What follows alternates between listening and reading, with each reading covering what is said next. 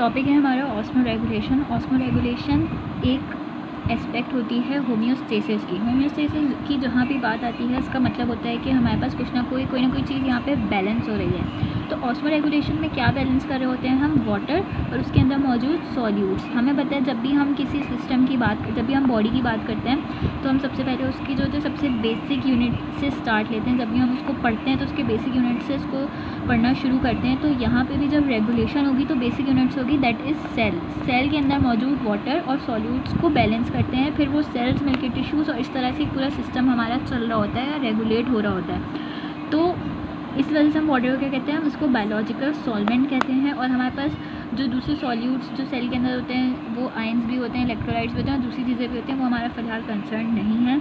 अच्छा, जब हम ऑस्मो रेगुलेशन टर्म को देखते हैं तो इसमें हमारे पास वर्ड है ऑस्मोसिस। ऑस्मोसिस जो होता है वो रेफ़र कर रहा होता है ऑस्मो जो होता है वो रेफ़र कर रहा होता है टूवर्ड्स ऑस्मोसिस। ऑस्मोसिस क्या है? ये एक प्रोसेस है जिसकी वजह से पानी सेल के अंदर या बाहर जा रहा होता है, सिंपल।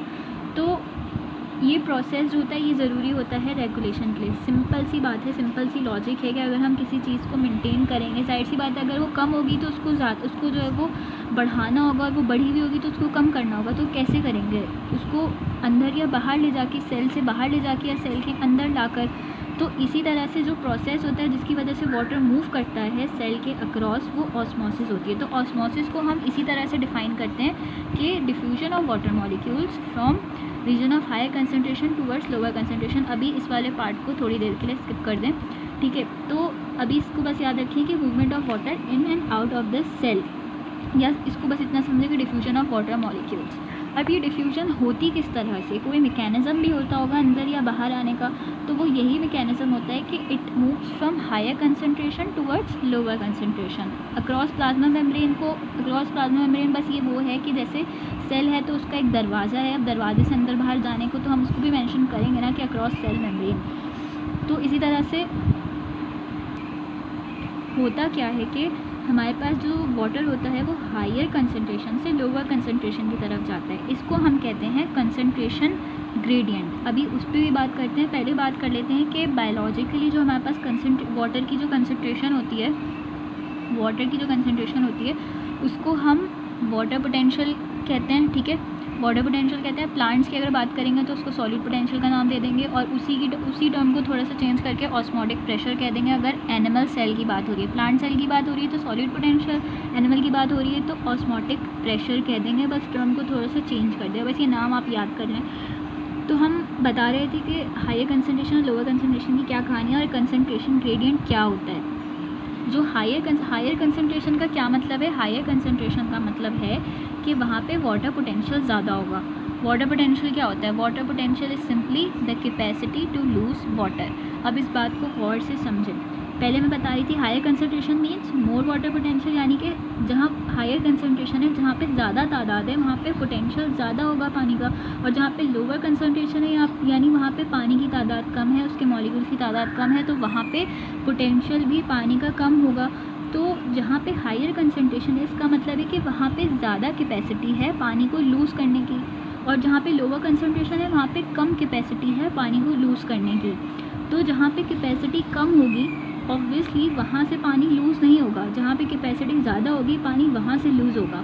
तो इसका क्या मतलब हुआ कि पानी हमेशा कहाँ मूव करेगा? From higher concentration towards lower concentration. ये जो मूवमेंट होती है ना, ये जो मूवमेंट होती है from higher concentration to lower, ये बनाती है कंसनट्रेशन ग्रेडियंट बनाती है, ठीक है। कंसनट्रेशन ग्रेडियंट बनाती है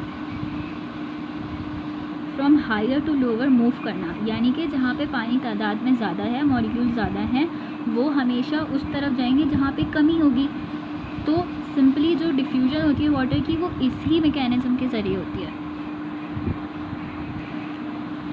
वो इसी मैकेनिज़्म के ज़रिए होती है। यानी कि जो वाटर पोटेंशियल है इसका मतलब है कि जितना ज़्यादा पोटेंशियल होगा उतनी ज़्यादा एबिलिटी होगी वाटर मॉलिक्यूल्स लूज़ करने की एबिलिटी ज़्यादा होगी, तो वहाँ पे कंसनट्रेशन ज़्यादा होगी, और जहाँ ज़्यादा होगी वो हमेशा ज़्यादा से कम की तरफ मूव करेगी, हमेशा ज़्यादा कंसनट्रेशन से कम की तरफ मूव करेगा वाटर। ये होता है कंसनट्रेशन ग्रेडियंट। तो हमारी बात हो गई ऑस्मोसिस और कंसंट्रेशन ग्रेडियंट के बारे में। अब हम बात करते हैं कि ऑस्मो रेगुलेशन आखिर क्यों ज़रूरी है एक सेल के लिए। तो हम एक सेल लेंगे, ठीक है, उसको हम फिर वो प्लांट सेल होगा, एनिमल सेल होगा, वो अकॉर्डिंग टू कंडीशन हम बताते रहेंगे।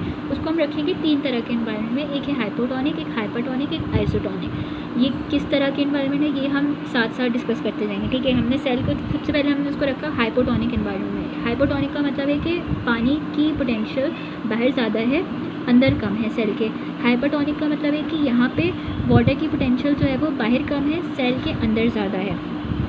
यानी कि इट सेल्फ, इसको हम इस तरह से कह लें कि हाइपोटोनिक जो होता है वो प्योर वाटर है और उसके अंदर वाटर की कंसंट्रेशन ज़्यादा है। हाइपरटोनिक के अंदर वाटर की कंसंट्रेशन कम है, सॉल्यूट ज़्यादा है। और जो आइसोटोनिक है, आइसोटोनिक का मतलब कि अंदर और बाहर दोनों वाटर की कंसंट्रेशन सेम है, वाटर का कंटेंट सेम है, ठीक है। तो जब हम सेल को हाइपोटोनिक सोल्यूशन में रखते हैं तो क्या होता है कि मैं बता चुकी हूँ कि जो जहाँ हायर कंसंट्रेशन होगी यानी कि वहाँ पोटेंशियल ज़्यादा है। पोटेंशियल का मतलब कि वाटर लूज़ करने की कैपेसिटी भी ज़्यादा है, तो यानी कि पानी अंदर से बाहर से अंदर की तरफ मूव करेगा। जब वो अंदर मूव करेगा सेल जो होगा वो स्वेल होगा।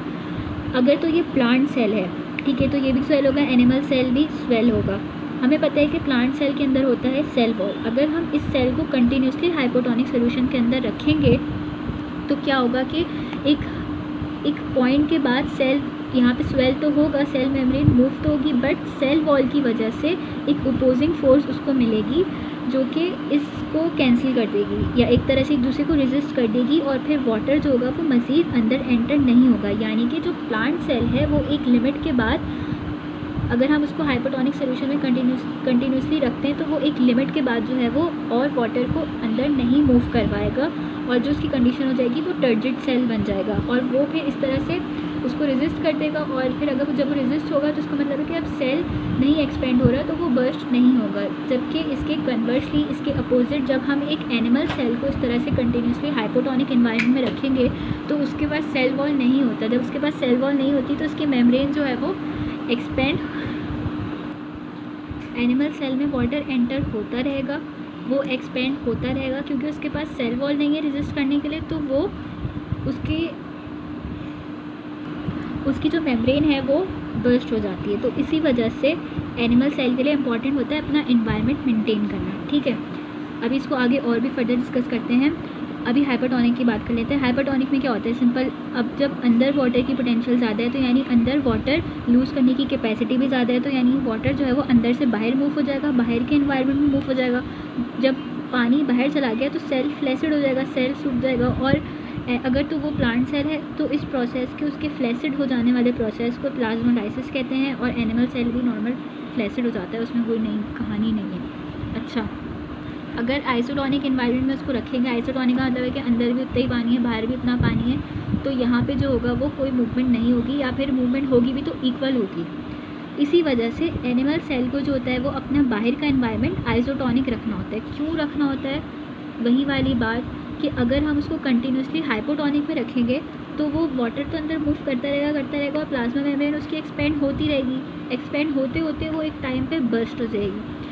और अगर हम इसको कंटिन्यूसली हाइपरटोनिक में रखेंगे तो क्या होगा कि वाटर तो बाहर मूव करता रहेगा और फिर वो फ्लैसिड हो जाएगा और वो सही से फंक्शन नहीं कर पाएगा। इसी वजह से इट्स इम्पॉर्टेंट कि उसके बाहर के एनवायरनमेंट को, बाहर का एनवायरनमेंट उसका क्या है भाई, सेल, बहुत सारे सेल्स होते हैं और ये सब मिलके एक टिश्यू के अंदर होते हैं और इनके दरमियान जो होता है, इन सेल्स के दरमियान क्या होता है, फ्लूइड होता है जिसको इंटरस्टिशियल फ्लूइड कहते हैं। तो ये जो फ्लूइड है ये इसका इन्वायरमेंट है, ये इसका इंटरनल इन्वायरमेंट होता है।